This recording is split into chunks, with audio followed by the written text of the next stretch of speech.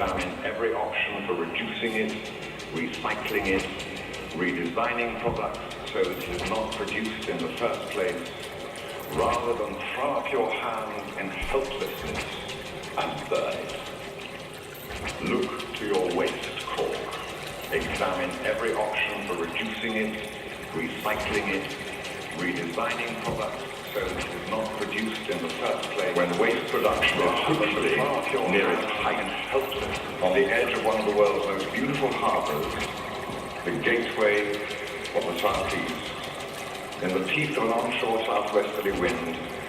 seems an option tinged with madness. To build an incineration plant when waste production is hopefully near its height, on the edge of one of the world's most beautiful harbors, the gateway of the Southeast, in the teeth of an onshore southwesterly wind, seems an option tinged with madness.